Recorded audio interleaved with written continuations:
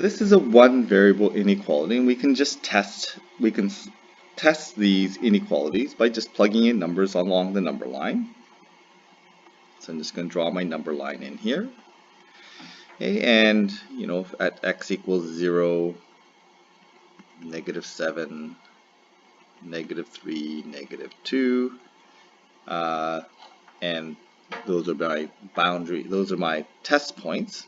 So testing x equals -7, I'm going to get 0 is greater than 49 minus 35 plus 4. So that's going to be 0. It's going to be positives, and it doesn't work, but let's just calculate this out. So 49 minus 35 is going to be 14, plus 4 is 18, so that is not a solution. Okay, so I'll put an X there. Test -3, so 0 is greater than 9 minus 15 plus 4, so that's going to be -2, and check that is a solution. And then testing -2, I get 0 greater than 4 minus 20 plus 4 is going to be -12. Just double checking that.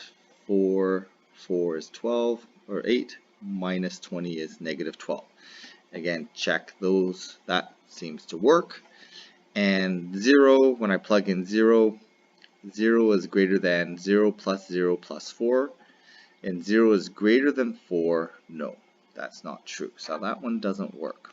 Okay, so we are looking at we can narrow this down by guessing and testing, but really we don't want to do that. We want to know the boundary points. The boundary points are going to be the 0. Okay, so the boundary points are zeros.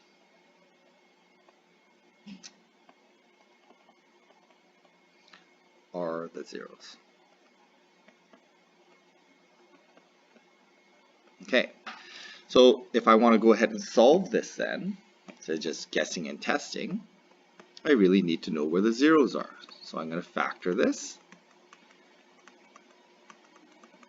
So my zeros are going to be at -4 and -1. And my solution is going to be in between there. And I can see that the solutions that worked were in between those two zeros. Okay, so the boundary points for one variable inequalities are the zeros. So we want to find the zeros and then work out the boundary that way.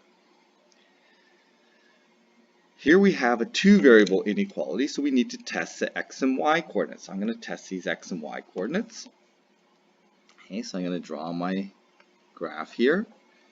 4 and 8, -8, sorry, is -8 is less than, so it's going to be 7 times 4 times 2 minus 1 is 1, so 7 times 1. Check that 7 is greater than -8, so 4, -8, so coordinate down here. Okay, that is a solution. 0, 0. When I plug in the the origin, I'm going to get 3 times -7, or -21, and that does not work. Okay, so 0, 0 is not part of the solution. And if I plug in -5 and 0, I get 0 is less than or equal to -2.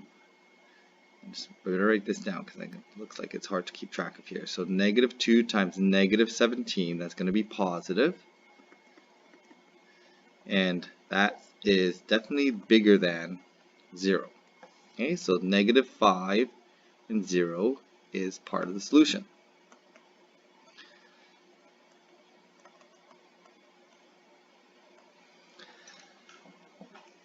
Okay, so we have to figure out, okay, what are the boundary points? Okay, so the boundary is going to be the actual line. So the boundary is the line of y equals x plus 3 2x minus 7. Okay, that's different. It's not where it crosses the x-axis, the entire line. So I'm just going to draw this line. So I'm going to make a table of values to draw this line. So I know I have at negative 3, 0, and positive 3.50. Okay, and somewhere around here. The vertex is going to be halfway between those, so it looks like positive 0.25. Positive 0.25. I'm going to end up with, looks like I'm going to need a calculator for this one. So 3.25 times is going to be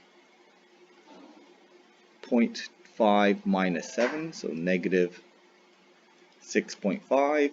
I get negative 21.25, well 125, so way down here. Okay, so needs to be closer to the x-axis here, and it looks like the graph is going to be something like this. There's my vertex.